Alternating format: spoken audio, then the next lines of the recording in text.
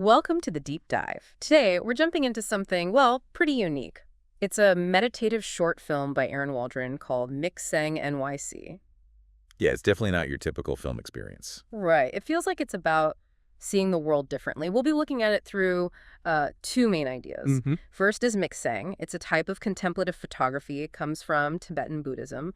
The core idea is pure perception. Pure perception. So like really seeing what grabs your attention, but without, judging. Exactly, just noticing. Oh. And then the second lens is Theopoetics. Okay, that sounds maybe a bit heavy. Theopoetics? It can sound that way, but it's basically about expressing spiritual stuff, divine ideas maybe, but through art, through imagination, getting away from purely traditional religious words. Got it. So our goal here, our mission for this deep dive, is to really figure out how this film uses those visuals, that art, to look for the sacred in just everyday life, specifically New York City. Which is quite a backdrop for finding the sacred.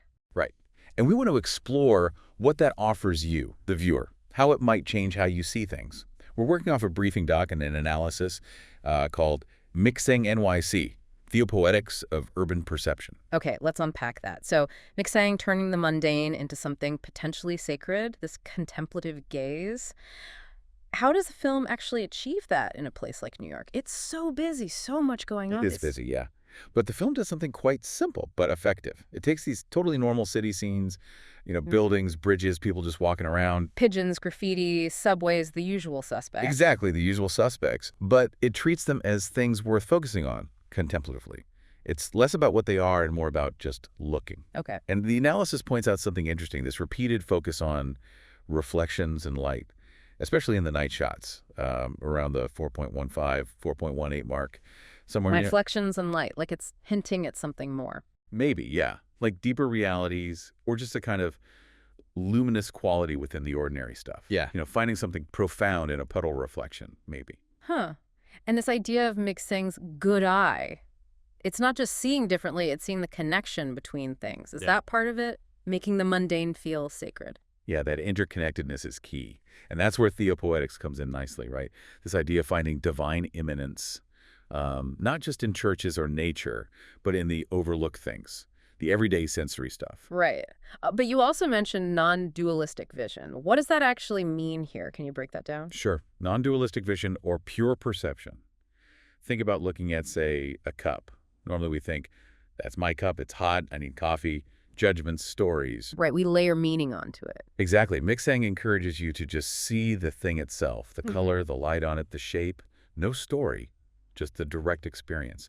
It comes from Tibetan Buddhism, which tries to get beyond that separation between you, the subject, and the thing you're looking at, the object. Okay, let's judge. Less judgment, less separation. So the film, using this, it kind of blurs the lines. Secular, sacred, what's here, what's transcendent. It all gets mixed up. So it doesn't scream, this is holy. No, not at all. It just shows you a world. And if you look with that kind of open perception, without judging, you might feel a sense of wonder or presence, maybe even something spiritual. That good eye becomes a way to see, well, maybe a deeper, more connected reality.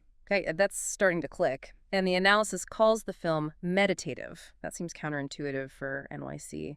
How does the style of the film, the silence and space, help create that theopoetic feeling? It's really crucial. The pacing is very deliberate. There's no narration, no obvious story. Right, it just shows you things. Yeah, and the analysis calls this room for encounter. It creates this space where you, the viewer, have to engage with what you're seeing. The city becomes like a visual text. So you're not being told what to feel. Exactly. You can have your own reflections, maybe spiritual, maybe just existential. Those long shots, the lack of commentary, it encourages you to be receptive, not analytical. Okay. And that ties into the whole theme, right? The immanence of the divine in the urban fabric. It's suggesting that New York City itself, this peak of human complexity, can be a place for contemplation. The sacred isn't just out there in nature. It's potentially right here. So it really pushes back against the idea that the sacred only belongs in, like, quiet, natural settings or specific religious buildings. Definitely. I think the analysis mentioned a church appears briefly around 1.45. Yeah, it does. But it's treated just like any other element. It's not given special status over, say, a bridge or some graffiti. Interesting. So it's not privileging the traditional religious symbol. Nope. The film seems to suggest that this divine presence, if you want to call it that, is woven into everything. Human creation, daily life, the whole urban sprawl. It finds beauty and stillness even in the middle of all that activity. It sounds really powerful, a very different way of looking at a city. But does it work for everyone? I seem to remember the analysis raising some potential critiques or considerations. It did, yeah. It's a specific approach, and it might not connect with everyone in the same way.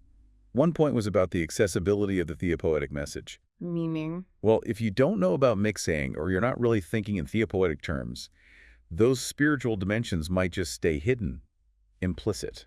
So it could feel a bit abstract. Exactly. A bit abstract, maybe understated. The analysis says it relies heavily on the viewer's willingness to engage contemplatively. You kind of have to meet it halfway. Okay, that makes sense. What else? Then there's the potential for repetitiveness, because the pacing is slow, and it focuses on these everyday scenes. Some people might just find it boring if they're used to faster films with plots. Potentially, yeah. The analysis mentions viewers accustomed to more dynamic or narrative-driven content might perceive it as repetitive. That pure perception thing, by its nature, doesn't really do big dramatic arcs. Right. No car chases in this one. Definitely not. And a final point was about the limited scope of theopoetic engagement. Meaning it doesn't tackle the harder stuff. Kind of. The question raised is whether the film really engages with the more complex, maybe darker aspects of city life.